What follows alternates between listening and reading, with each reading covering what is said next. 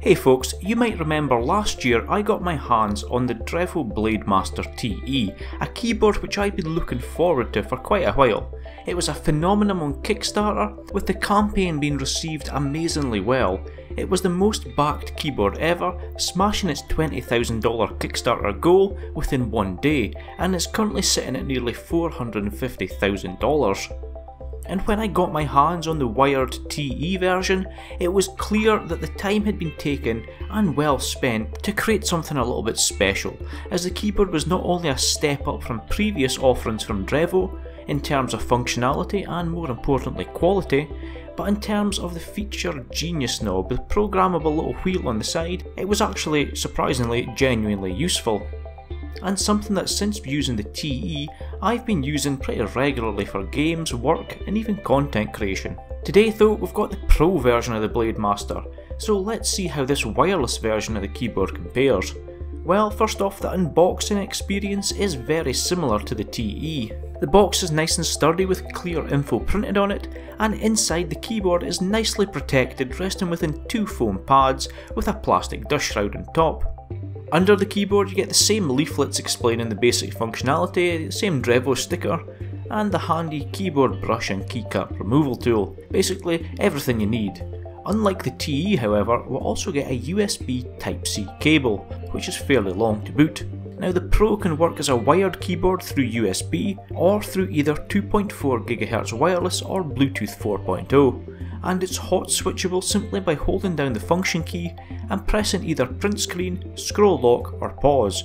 Switching is absolutely flawless, and the response even on the slower Bluetooth connection is really good. However, I've been using the wireless mode over the last few weeks, and the 1 millisecond response time that offers is pretty much indistinguishable to having it wired. Looking at the Pro and the TE side by side, there's actually very few visual differences, which is a good thing, as I already think the TE looked fantastic. The design is clean, and you get the feeling that DREVO's in-house design team worked really hard to try and refine the already clean looks seen in the rest of their product line. The keyboard is not garish in the slightest.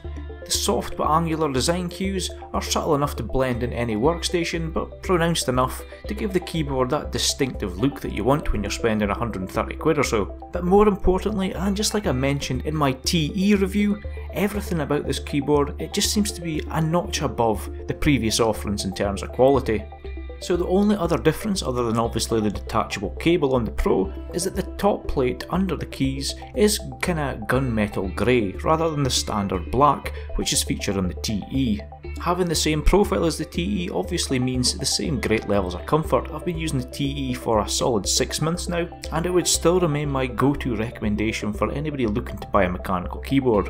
Now, one of the other key differences between the Pro and the TE is the switch type. Whereas the TE made do with Gatron switches, which I actually really enjoy using, the Pro comes equipped with a wide choice of Cherry MX switches. You can choose from red, brown, black, speed silver, and now thanks to an unlocked stretch goal on the Kickstarter campaign, blue and silent red. So you're not going to be struggling for choice if you've got a particular switch type in mind.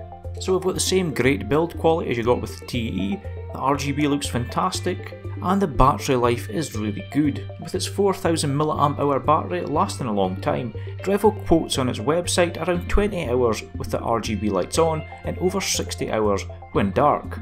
Last weekend, for example, I left the keyboard on overnight after a full afternoon of work, RGB and all, and when I went to use it the next day, it lasted the whole day. So I can easily believe that 20-hour figure when everything is fully illuminated. And to put that into perspective, that is an impressively long time for an RGB wireless keyboard.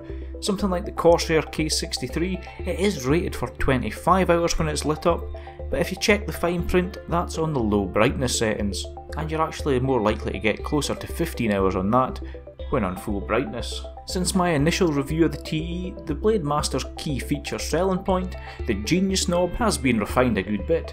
It's still fully programmable, can be rotated backwards, forwards like a mouse's scroll wheel for assigned functionality, and also pressed in like any other button. And having used a Genius knob on it for around 6 months now, I stand by the fact that if you take the time to set it up how you like it, Get all the macros and hotkeys suited to your use case and tailor it to give you your own custom experience. It's an absolutely great addition to an already nice package. But you do need to take the time to set it up correctly, as in stock configuration the Genius knob simply cycles through RGB presets. But if you get it set up correctly to your liking, it can be a really useful tool. One thing that's made huge leaps and bounds since I got my first Blademaster keyboard is the software. Every few weeks there's been a firmware or software update, and that's helped fine tune the use of the keyboard, and that's what I like to see. Drevo are taking the functionality of their software seriously and improving it on a regular basis based on user feedback.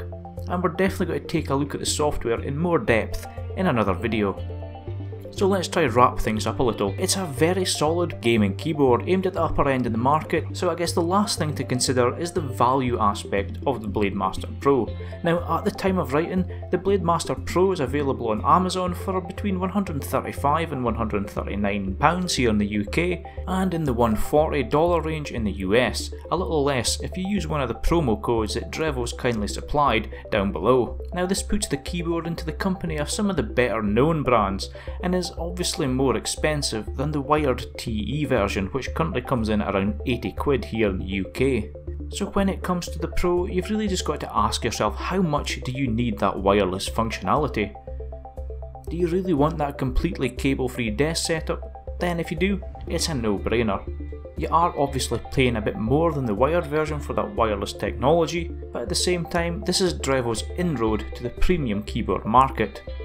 And it not only performs great, has great battery life and a boatload of features, but it still kind of offers all that quality and functionality at a competitive price. The main competitors to the Blademaster Pro, I guess, could be the Corsair K63 wireless, or perhaps Logitech's G613. If I needed a wireless keyboard though and wanted to spend north of 3 figures on one, well, it would be the Blademaster Pro that would be the one that I would go for. It ticks all the boxes, whereas the other two brands, they seem to make one or two small concessions along the way. For example, both the G613 and the K63 lack any per key RGB lighting, which is on offer with the Pro, while the K63 also lacks macro keys like the Genius knob allows here. Now the G613 has dedicated macro keys, which is great, but it uses proprietary switches, meaning that the Sway the Cherry MX compatible keycaps, which can be used on both the Pro and the TE, can't be used, and it would essentially force you down a closed alley for replacements. As such, being the only keyboard of those three that offers a completed checklist of top end and really expected features at this price point, I would definitely take the Pro over any other keyboard around the same price today. But of course, that recommendation all hinges around your need for wireless connectivity. The Pro offers up everything you could want in a gaming board, but if you can live without the cable-free functionality the Pro offers, then the Blademaster TE is a great alternative. And with two options as strong as the TE and the Pro, things are definitely looking bright for those of us wanting a mechanical keyboard. But hey, I've rambled on enough for today. Let me know which one you would go for, the wired TE, or if the lure of the wireless bliss on offer from the Pro would be too much to ignore. Remember to like, share and subscribe for more content like this, and I'll just say take care. And I'll see you all in the comment section down below, and in the next video.